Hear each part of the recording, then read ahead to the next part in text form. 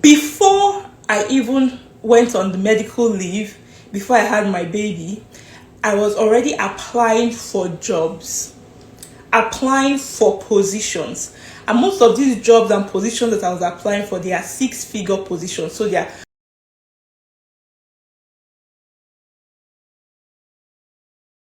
So the topic for today is what I would do if I were currently trying to relocate. So let's assume that right now I was still living in Nigeria and I'm currently trying to relocate. What would I do? A few people have asked me this question, so that's why I'm coming to answer it. Anyways, let's just get down to it. Today's live session is going to be short because this baby girl just woke up and it seems like she's getting very fussy. So today's live session will be short. Anyways, so this is what I'm going to do. There's something called a time factor. For me, I don't know. I've seen a few people. There's a lady, one lady that I admire a lot. She's the chief marketing officer or something at Netflix. I don't know her personally, but I follow her on Instagram, and I met her on Instagram and I follow her on Instagram, and she's somebody that I really admire. She's a black woman who is doing wonderful. She's originally from Ghana, but she lives in the US, and she's doing very wonderful, like very well for herself. And she's somebody that I have a very big admiration for. She wrote a book called Urgency. I think, yeah, that's what it's called. I'm waiting for the book to be released so that I can buy it. She wrote a book called Urgency, and it tells you the importance of doing things now and why you should do things now. I like to read people's life experiences and their story, and that is one book I look forward to being released so I can buy. So back to my question. I like to see time as I see time as very important, and there's something we call time factor, doing things now. And sometimes there are a lot of losses that you could actually accrue or that you could get as a result of not doing things now. Sometimes the losses are not in your face. Sometimes they're not just there. You need to calculate these losses and to be able to project. So as many of you know, I'm rounding up. I'm in my final year of my PhD. My intention was to round up my PhD before my baby arrived, but I couldn't because a lot of things happened that didn't allow me in terms of my health. So I just couldn't. I stopped. I took a break and I went on leave. So now I can go back. Now that my baby is here, I can go back to my PhD anytime. So in Canada, you're allowed up to 18 months leave. So I can decide to take 1 year or 18 months and go back to my PhD. Or I can decide to take less time and go back to my PhD. Guys, I'm going to land with this story. You guys pay attention to this story. So now, like I said, I'm going to be rounding up my PhD. Before I even went on the medical leave, before I had my baby, I was already applying for jobs, applying for positions. And most of these jobs and positions that I was applying for, they are six-figure positions. So they are 100K salary and above, six-figure positions. I was already doing these applications.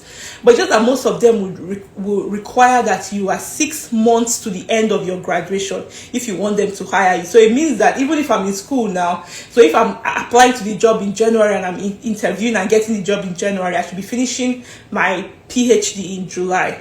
So like 6 months within the 6 month period. In fact, there are some opportunities that I even missed.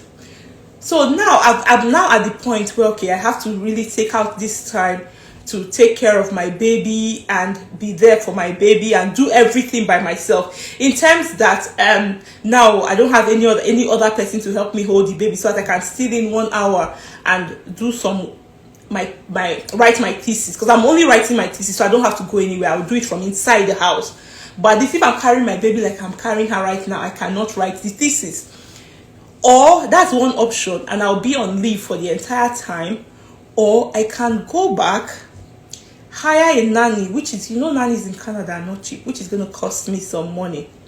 Hire a nanny so that in between feedings, because I'm breastfeeding exclusively, so in between feedings the nanny can help me hold the baby while I get in. My plan is to get in at least, if I can get in 3 hours of writing every day, I should be good. So I want to be able to get somebody to come in for like 3 to 5 hours every day, so that I can get some work in, then I'll feed my baby in between.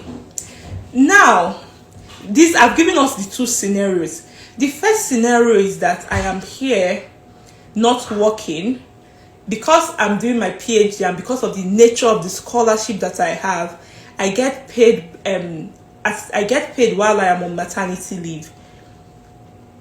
Or I can complete my PhD quickly, so maybe go back to my PhD in January and finish my PhD in April, complete my PhD quickly so that I can start working early. So what am I going to lose if I don't complete my PhD quickly? It means that I'm going to lose the opportunity to get a job that pays me 6 figures. So now, is the loss apparent in my face? Like, it's not as if I have money in my hands that I'm losing right now. The loss is in the future. It's a predicted loss, predicted loss. So this loss is in the future. So I'm going to lose this money if I don't get working now. So this is the example. So I either do what I have to do, invest some money now, get a nanny, so that I'm able to complete my PhD quickly and move on with my life and start working at a good paying job, or I take the time off, lose 1 year of good pay, take the time off, save the money that I would otherwise use to pay nanny, and do everything by myself. Now, these are the options, and I've talked about the loss that I could lose in the future, my predicted loss. That is what I'm going to lose if I don't take the action that I'm thinking of, getting a nanny. Okay, so that being said, I don't want us to lose track. Our topic today is, people have been asking me, what would you do if you were currently in Nigeria and you were trying to relocate to Canada? That's the question, and that's what I'm trying to answer, and I use that example. So if I was trying to relocate to Canada today from Nigeria, if I were living in Nigeria, these are the things that I would do. First of all, this relocation journey is not a straightforward journey, right? The experiences of people, so you can learn from literature, go on IRCC website and read everything, go on the university website and read everything, but people's experiences are not there for you to read. That's one. So if I were trying to relocate now, I am going to seek knowledge from a reliable source, from somebody that has succeeded ahead of me. I am going to do that. And I'll tell you why I'm going to do that. It's not because, and it's going to be an investment. I'm not going to do it for free. And I'll tell you why I will not do it for free. It's not because I have money somewhere that I want to be throwing all over the place. I will not do it for free. I'm going to invest. I'll do it as an investment, just because where your mouth is, that's where you should put your money. And just because I know that, okay, I want this person to be able to give me their time. If somebody is giving you their time for free, they're not paying attention to you. It's when they have time. Maybe you send them message today, 1 year later, they are going to check their phone to respond to the message. Sometimes they are even too busy. Imagine me that's even busy with a baby now. So I'm going to invest. I'll see it as an investment in myself. And also it will make me to be serious with this thing that I'm trying to do with my relocation. I'll be serious, because once I know that I've invested in this thing, I better sit up so that my money will not waste. Then secondly, which is the most important one, is that now think about it. If you don't have this information and you are struggling to get the information, going on Naira Land, on YouTube, searching, doing internet search, like you're trying to figure out everything by yourself. It's not impossible, it is possible, but it's difficult and it's very time consuming. So if you are going all over the place to try to figure out information, piece the information together, not sure, you will do trial and error, this one will fail, it's okay, let you try something else and all that. Now this thing is time consuming. So now let's see the potential loss to you when you have consumed this time, in terms of the benefits you will get if you get it early. So let's assume that you invest in yourself, you invest in your relocation journey, get the right knowledge, and it's going to take you 1 year to relocate.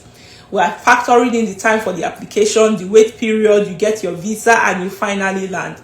Let's say it takes you 1 year to relocate. And you are now trying to figure things out, do trial and error, and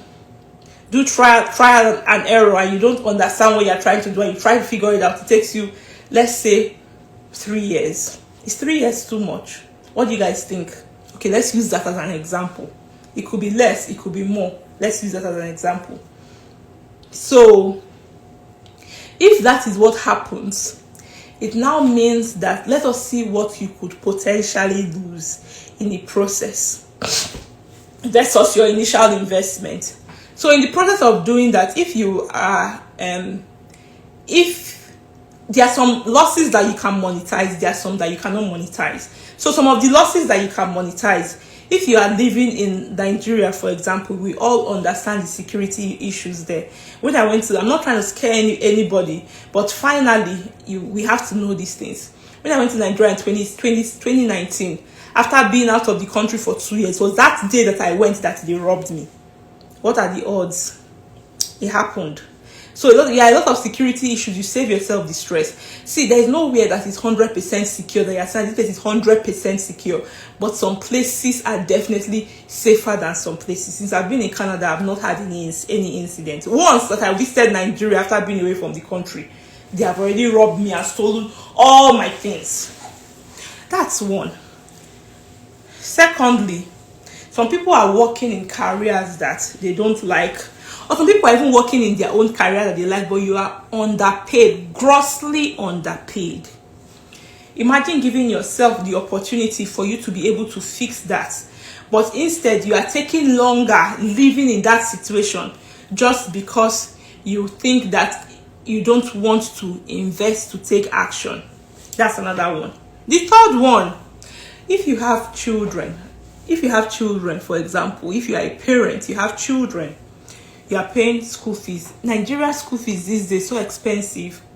Maybe it's like that in other countries, but I use Nigeria for those of our African brothers and sisters that are joining me. I use Nigeria as a case study because I'm Nigerian and I have the experience, so that's why it's easy for me to say what I know.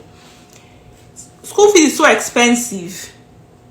You would have been here.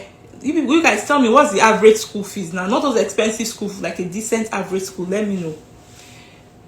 You would have been in Canada and your children would have been getting world-class education for free. So now let's say that you are paying, let me be prudent. Let's say you are paying 500,000 naira per year for your child. And some people have multiple children, 2, 3, 4, 5, whatever amount. But let's say you are paying 500,000 naira per year for a child. Let's say that that's what you pay. And then you have, somebody said 850%. Me, I would say 500k per year, and there are 3 terms in 1 year. This person, you must be very rich to be paying 850%. Anyway, so let's say that you are paying 500k per term. Imagine how much it would have saved you if you had already relocated to a place where your child is also getting world-class education without you having to pay out of your pockets. That's something else. That's another loss to you. The opportunity for your spouse. Some people, their spouses are not working. It's not because there are some families where there are only one person working. Some of them, it's not because they chose it. It's because they are not able to get a job. And most times when people say you're not able to get a job because you are lazy, it's a lie. It's not because you are lazy. It is because you live in a country where there is gross unemployment. In Canada, for example, if you say, God forbid, somebody loses their job today, you can get another job almost immediately. So now, here is the thing. You may not immediately, let's say tomorrow, get the job in your field or the kind of job that you want to do. But at least you will get something decent for you to be able to pay your bills and live while you are trying to get a job in your field or your preferred job.